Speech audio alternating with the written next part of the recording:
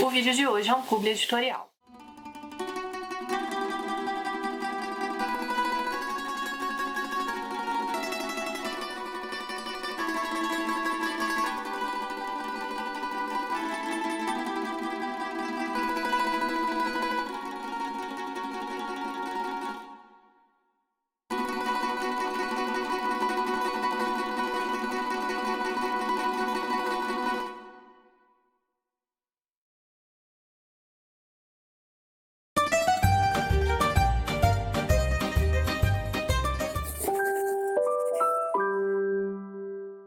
Olá, bom, hoje então a gente conversa um pouquinho sobre o incrível Polenta e Liberdade do autor Arlindo Itacir Battistel. O Battistel é um autor independente, mas ele não é um autor iniciante, ele já tem diversos livros publicados por aí.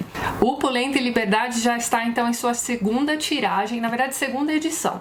Dessa vez o livro conta com mais de 100 fotografias em preto e branco para ilustrar aqui as histórias então que o Battistel conta pra gente. Inclusive eu mostrei ali algumas fotografias no início desse vídeo e mais pro final eu mostro mais algumas para vocês também. Mas então, o autor do livro nasceu em Nova Prata, no Rio Grande do Sul, na década de 50, e ele dedica boa parte de sua vida a coletar histórias da imigração italiana aqui no Brasil, principalmente no Rio Grande do Sul. E ele não apenas coleta essas histórias, né, faz ali uma pesquisa extensa e tudo mais e coloca essas histórias nos seus livros. Nos anos 80, o autor faz então uma viagem para a Itália a fim de ter uma experiência real das histórias que ele ouvia desde criança ali de sua família. Aqui na introdução desse livro a gente fica sabendo que o Arlindo inclusive percorreu diversos caminhos a pé, né? Caminhos que seus antepassados teriam percorrido também. Isso tudo numa cidade chamada Fastro, que fica lá na região norte da Itália, inclusive mais ou menos perto de Feltre, que é a cidade de onde veio ali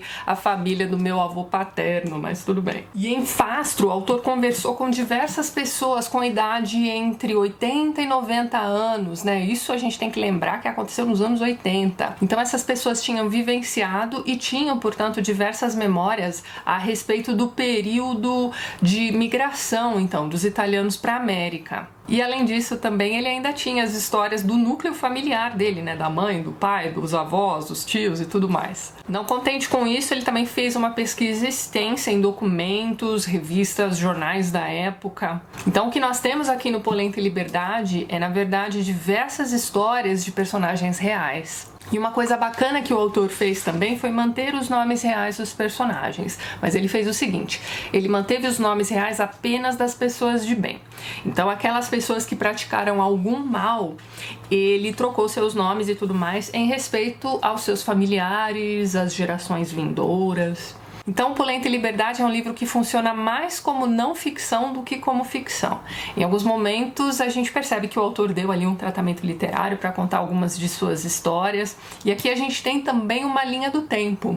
Então a gente vai seguindo algumas famílias italianas desde lá, né, o finalzinho do século XIX, ainda na Itália, eles nem imaginavam em vir para o Brasil nem nada do tipo, e a gente vai acompanhando então essa família e as gerações futuras dessa família também por anos e anos, e assim, são muitos personagens aqui neste livro. Mas vamos voltar um pouquinho. Esse livro aqui então vai funcionar como um livro sobre a história da imigração italiana no Brasil, principalmente no Rio Grande do Sul, certo? E tudo começa ali no final do século XIX. Então, o que é que estava acontecendo no final do século XIX? Existia o incentivo tanto do governo italiano quanto do governo brasileiro para que esse processo migratório acontecesse. Do lado italiano, a gente tinha ali a depressão econômica, principalmente ali no norte da Itália. Então você tinha diversas famílias em situação de pobreza extrema, você tinha diversos funcionários descontentes. Então, para o governo da Itália, né, essa migração dessas famílias mais pobres e tudo mais seria importante para manter ali o status quo. Já do lado brasileiro, a gente tinha a necessidade de substituir a mão de obra escrava pela mão de obra europeia barata, assalariada. Os imigrantes começaram a chegar aqui no Brasil em 1875, e aí você pode até pensar, poxa, mas a abolição da escravatura só aconteceu em 1888. Bem, aí a gente precisa dar um passinho para trás e lembrar que a abolição da escravatura aqui no Brasil foi um processo longo e lento, né? Então começou ali em 1850 com aquela lei Eusébio Queiroz, que proibia a entrada de novos escravos africanos aqui no país. Depois a gente teve em 1871 a Lei do Ventre Livre e finalmente em 88 a Lei Áurea. Então perceba que desde meados do século XIX já era sabido que o processo de abolição de escravatura era inevitável. Então quanto antes o país recebesse essa mão de obra barata europeia, melhor. Enquanto isso, lá na Itália, né, você tinha essas famílias em situação de desespero, você tinha os jovens, né, com uma incerteza danada a respeito do futuro, e eles começam a receber, então, algumas cartas de pessoas que já tinham vindo para o Brasil contando maravilhas sobre o nosso país, dizendo coisas como, por exemplo, esse aqui é um país de abundância, né, de enriquecimento rápido e fácil. Então, isso tudo deu, assim, um sopro de esperança para essas pessoas. Então, o interesse a vir para a América, na verdade, parte ali dos jovens, mas esses jovens começam a contaminar suas famílias e a gente tem aí histórias de famílias inteiras que vieram de mala e cuia para o Brasil. E um detalhe que eu achei engraçado, curioso aqui no livro, é que eles chamavam o imperador brasileiro, né, o Dom Pedro II, de imperador americano. Mas então, o Império Brasileiro oferecia ali algumas benesses, né, para esses italianos que viessem aqui para o Brasil. Eu fiz uma listinha aqui então.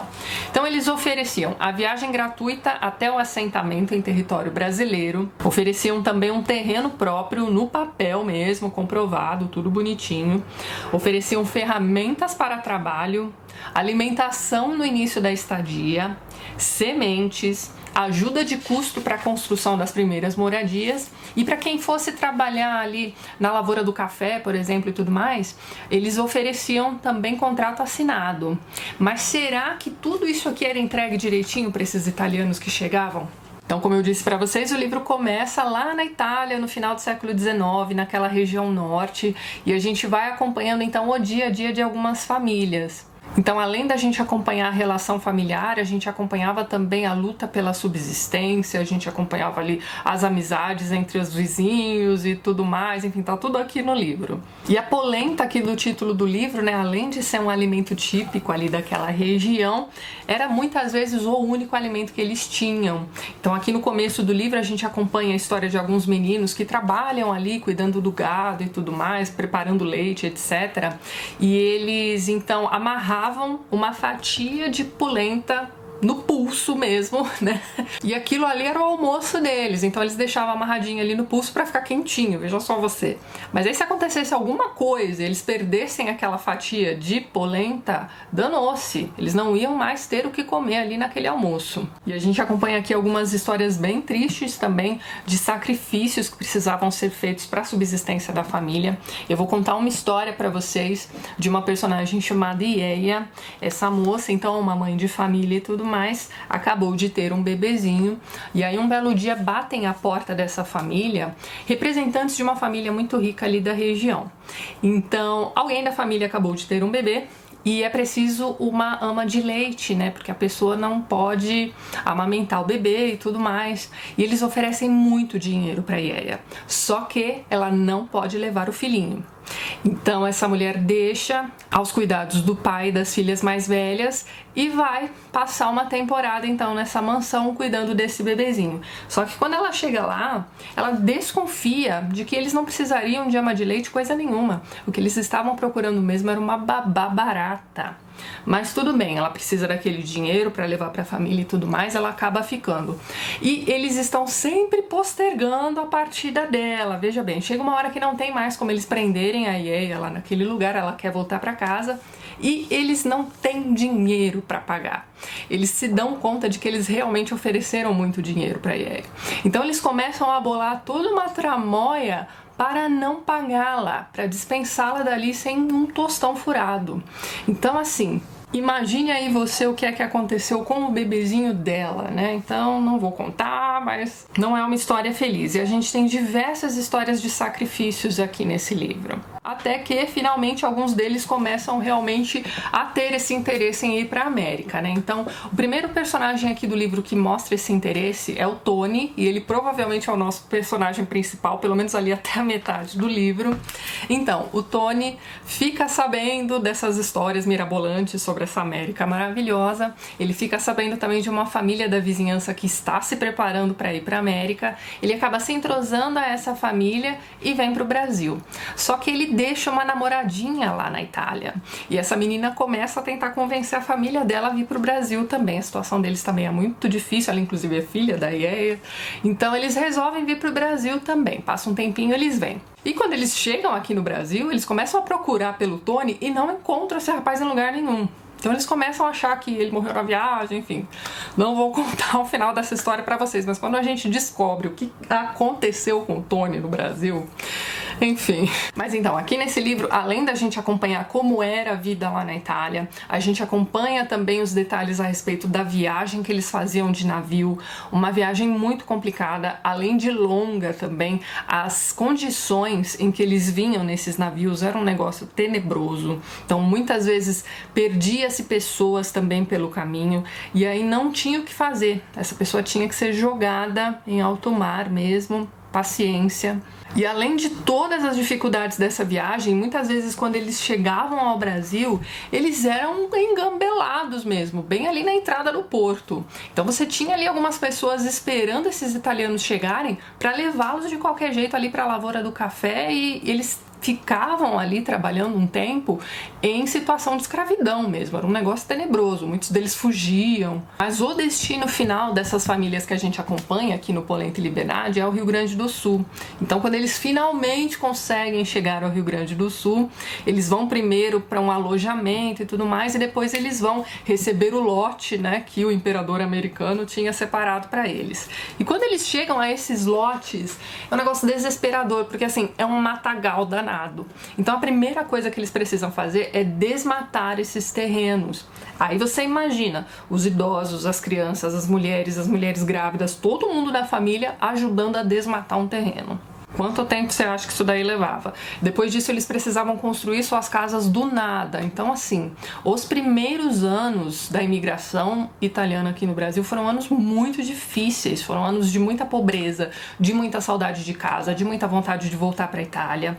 Mas eles não se abatiam, eles se ajudavam, a família inteira trabalhava e eles conseguiam, né, finalmente transformar aquele matagal em lar. Então, aos poucos, ali foram se formando os primeiros bairros, as primeiras vilas. A gente vai acompanhando ali os mutirões para as construções das primeiras capelas, das primeiras igrejas. Então, tudo foi feito com muita fé. E além das histórias pessoais de cada um dos membros dessas famílias, né, do desenvolvimento dessas famílias e tudo mais aqui no Brasil também, a gente tem aqui no livro, na verdade, talvez o ponto principal, que seria ali o desenvolvimento da colônia italiana no Rio Grande do Sul.